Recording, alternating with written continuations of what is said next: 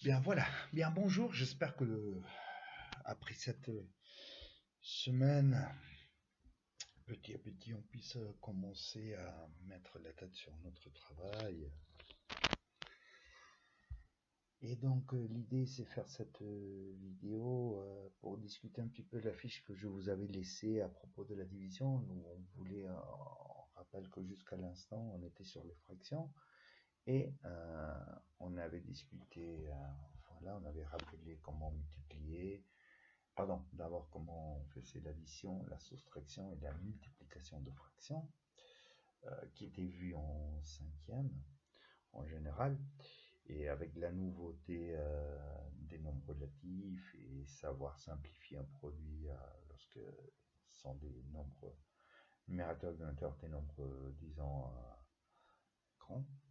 Mais on avait dit, ben justement, l'idée c'est que on avait laissé de côté la division et la nouveauté des fractions pour la quatrième, il y avait deux nouveautés. D'abord les nombres relatifs, donc les fractions avec signe positif et négatif. Et la deuxième, c'est qu'on introduit la division. Donc on arrive à faire des divisions. Et en fait, avec les fractions, si vous vous rappelez, 8 divisé 3, je ne peux pas le faire exact. 8 divisé 3, je ne vais pas trouver le résultat exact. Par contre, avec les fractions, je vais toujours trouver. En fait, 8 divisé 3, en termes de fractions, c'est 8 tiers. Donc, il y a un résultat. Il y a un résultat. Donc, c'est pour ça que j'avais envoyé une fiche et beaucoup d'entre vous qui m'ont envoyé la fiche résolue ont fait un très bon travail, mais peut-être parce que c'était pas clair, peut-être parce que c'était vraiment difficile, parce que une chose c'est discuter cette fiche en classe, où il apparaît, vous avez dit beaucoup de choses intéressantes, mais l'objectif que je voulais, qui était arriver à déduire pourquoi on va diviser, comment on va le faire, euh, ça n'était pas été atteinte et c'est logique parce que c'est très difficile de discuter ça si on n'est pas ensemble. Et ça serait aussi difficile de l'écrire, donc j'ai décidé de faire une vidéo à propos de ça. Ben voilà, donc pour suivre cette vidéo, c'est absolument important avoir avec vous la fiche.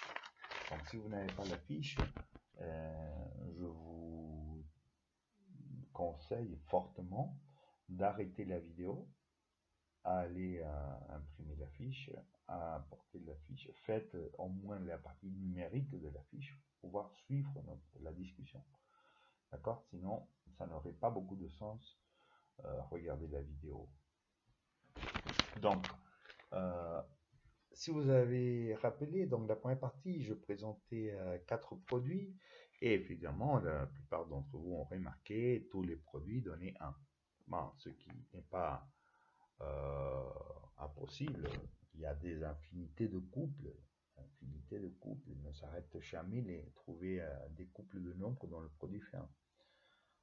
Ça s'arrête jamais. Ben voilà, j'ai choisi 4 couples de nombres que si on les multiplie, ça fait 1. Et pourquoi? On va voir pourquoi.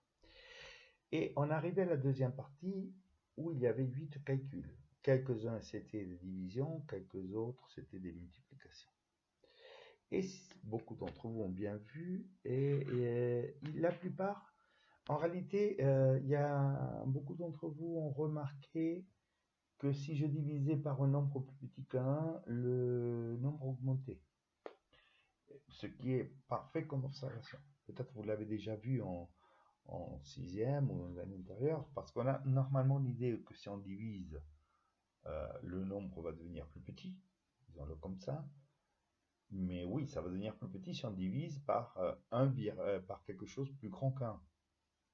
Mais si on divise par 0, un nombre, 0, quelque chose, le nombre devient plus grand, incroyablement.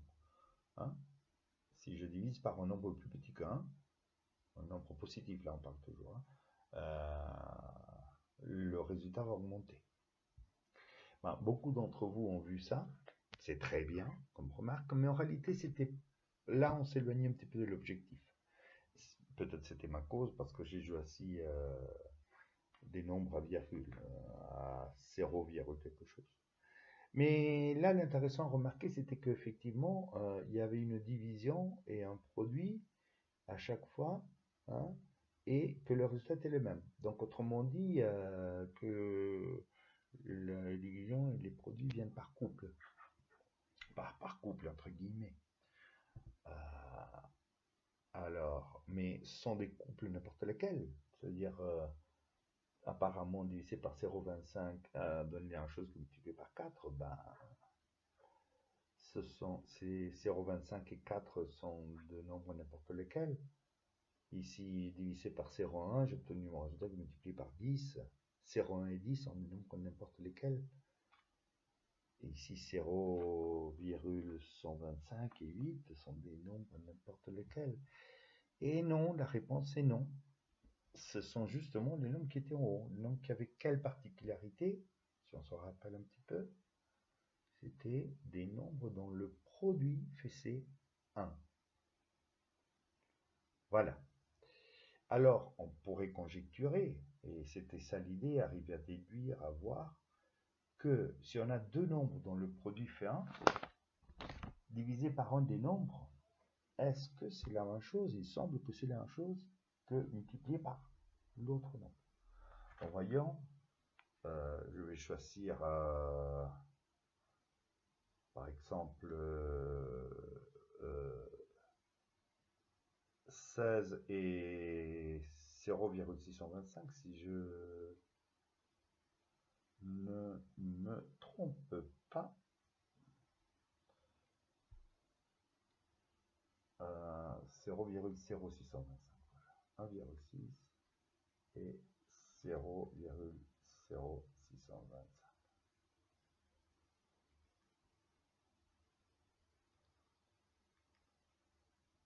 Voilà, pardonnez-moi. Voilà ces nombres-là. Vous voyez 1,6 et 0,625, le produit fait 1. Donc voilà, on a trouvé deux nombres, hein, un de ces couples-là dont le produit entre les deux nombres fait 1. Donc si la conjecture est bonne, je prends n'importe quel nombre, 7,18, et je divise par 1,6. Oui, je divise par 1,6. Et dans l'autre cas, pardon, j'ai divisé par 0,6, je me suis trompé.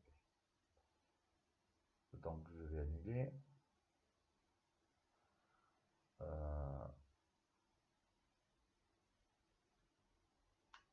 Voilà, je prends. Voilà. J'ai trouvé, donc j'avais dit 1,6 et 0,125 dans le produit fin, et j'ai pris n'importe quel nombre, 7,8, j'ai divisé par 1,6. Oui, j'ai obtenu 4,875. Et si la conjecture est bonne, j'obtiens bien le même résultat que au lieu de diviser par 1,6, multiplié par 0,625. Et voilà, magie de la mathématique. Ça fait partie des mathématiques qui semble être comme magique. Ben oui, voilà. Hein, si deux nombres, si le produit de deux nombres fait 1, divisé par 1 des deux nombres équivaut à multiplier par l'autre. Donc voilà. Et cette conjecture est vraie. Hein, on va la prendre comme propriété fondamentale. Lorsque le produit de deux nombres est 1, alors divisé par un de ces nombres équivaut à multiplier par l'autre. Donc ça commence à avoir de sens, faire une définition. Et on va justement dire que si le produit de A et de B est égal à 1, on a deux nombres A et B dont le produit fait 1, alors on va dire que B c'est l'inverse de A et que A c'est l'inverse de B. D'accord? Donc voilà, c'est quoi, étant donné A un nombre relatif quelconque, nous on est en train de travailler avec des nombres positifs, mais en réalité la définition existe pour des nombres positifs et négatifs, ça n'intéresse pas le signe. Alors, soit A un nombre non nul, c'est-à-dire qui n'est pas égal à 0, hein, le nombre que multiplié par A donne pour résultat 1, c'était 1, le nombre qu'il fallait mettre 1. On va l'appeler l'inverse de A. Hein. L'inverse de A, c'est le nombre que multiplié par A est égal à 1. D'accord? Est égal à 1. On peut se demander, ben alors, est-ce que cette définition fonctionne pour tous les nombres? Et oui, effectivement, fonctionne par tous les nombres, à exception du nombre 0. Pourquoi? Parce que le 0, il n'y a aucun nombre qu'on peut trouver que multiplié par 0 puisse donner 1. Parce que 0 fois quelque chose, ça fait toujours 0. Donc voilà. Donc le 0, c'est le seul nombre qui n'a pas d'inverse. Et si on pense bien, le 0, c'est le seul nombre par lequel on ne peut pas diviser. On ne peut pas diviser par 0, on ne peut pas trouver... si on aurait pu diviser par 0, on aurait pu trouver un inverse de 0, ben, mais le 0 n'a pas d'inverse, tout ça, ça commence à... Oui, à s'enfermer, c'est comme la magie des mathématiques, je répète. Donc voilà, le 0, c'est le seul nombre qui n'a pas d'inverse. Pour tous les autres nombres, la notion d'inverse existe toujours. Il suffit de dire quel est le nombre, l'inverse de 3,2, ben je trouverai le nombre qui multiplié par 3,2 fait 1. Il suffit de faire 1 divisé 3,2. Ça peut être très difficile, très ennuyant si on fait à la main, euh, et trouver l'inverse d'un nombre écrit sous forme décimale. Mais ils existent, toujours. Par contre, on va voir, ce qui est très simple, c'est trouver l'inverse d'un nombre écrit sous forme de fraction. Et voilà, c'est pourquoi le reste du travail. Alors, on a dit, ben, pourquoi le nombre A doit être non nul? Et je répète que là, quelques-uns d'entre vous ont rempli ça, mais en parlant de la division. Et là, on parle simplement à partir de cette définition. Hein.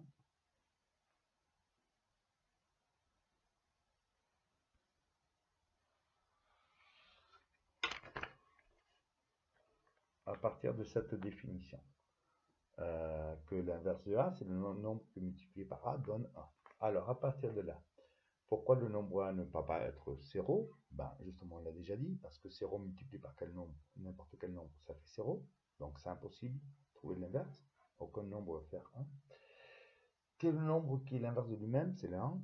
Voilà, 1 fois 1, ça fait 1. Prouver que l'inverse de 0,3125 est 3,2. Ben, il suffit de, pour prouver que deux nombres sont inverses, il faut prouver que le produit fait 1. Donc, prenez une calculatrice et vous allez voir que le produit fait 1. Donc, ils sont inverses. Et on arrive à des choses intéressantes. Pourquoi l'inverse de 7 sur 12, c'est 12 sur 7? Ben là, on arrive on va directement à ce qui nous intéresse, les nombres sous forme de fraction. 7 sur 12 et 12 sur 7. Et là, on peut avoir une notion de pourquoi on appelle ça l'inverse de... 7 sur 12 et 12 sur 7. Effectivement, si on multiplie 7 sur 12 par 12 sur 7, on a 7 fois 12, 84. Et 12 fois 7, 84. Et 84 divisé 84, ça fait 1. Donc voilà que 7 sur 12 et 12 sur 7, si je multiplie fait 1, 1 est l'inverse de l'autre. Et alors, on peut aller plus loin et alors dire que l'inverse de M sur P, c'est P sur M, en général. Oui. L'inverse de M sur P, c'est P sur M. Donc voilà, l'inverse de M sur P, c'est P sur M. Et voilà donc que c'est très simple, hyper simple de trouver l'inverse de notre écrit sous forme de fraction. L'inverse de 4 cinquièmes, c'est 5 quarts. 4 cinquièmes, 5 quarts. Regardez, 4 cinquièmes, 4 sur 5, 5 sur 4. Et si je multiplie, j'ai 20 sur 20. 3 septièmes, 7 tiers, 21 sur 21. 1 sur 2, 2 sur 1. Si je multiplie, ça fait 1. 2 sur 2. Donc voilà, l'inverse d'une fraction, c'est très simple. Donc voilà que si trouver l'inverse d'une fraction, c'est très simple. Diviser par des fractions, ça va être hyper simple parce qu'il suffit de multiplier par l'inverse. Et je répète que là, pour l'inverse, pour la fraction, on a du sens. L'inverse, parce qu'on fait l'inversion entre l'émetteur et l'émetteur. Et voilà ce qui nous intéresse. D'abord, une petite à part, divisé par A équivaut multiplié par 1 sur A. Oui.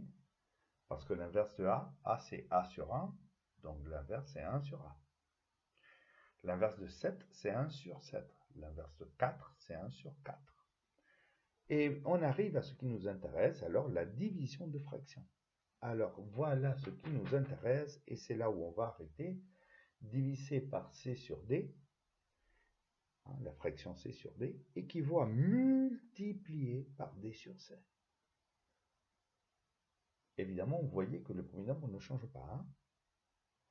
Donc, au lieu de diviser par C sur D, je vais multiplier par D sur 16. Par D sur 16. Au lieu de diviser par 6 dixièmes, je vais multiplier par 10 sur 6. Au lieu de diviser par 3 septièmes, au lieu de diviser par 3 centièmes, je multiplie par 7 tiers. Hein? Au lieu de diviser par 4 cinquièmes, je multiplie par 5 quarts. Et voilà alors comment on multiplie les fractions. Donc, finalement, si je vais faire alors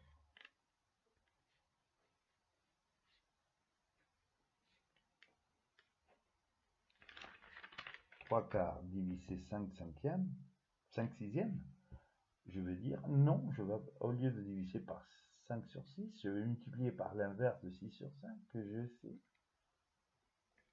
Voilà.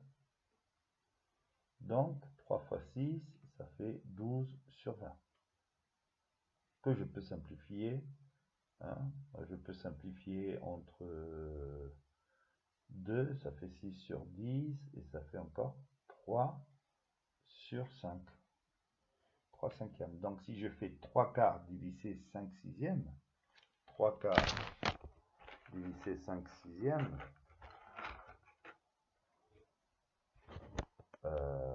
3 quarts, voyons, 3 quarts, alors divisé 5 sixièmes, donc d'après nos calculs, 3 quarts divisé 5 sixièmes, ça revient à faire 3 quarts fois 6 cinquièmes, 3 sur 5.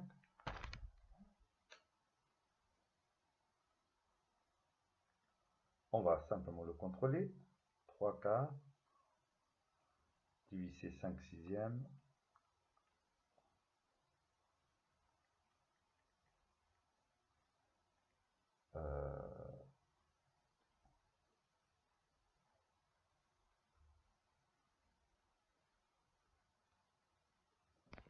Ah non, j'ai arrivé une autre chose.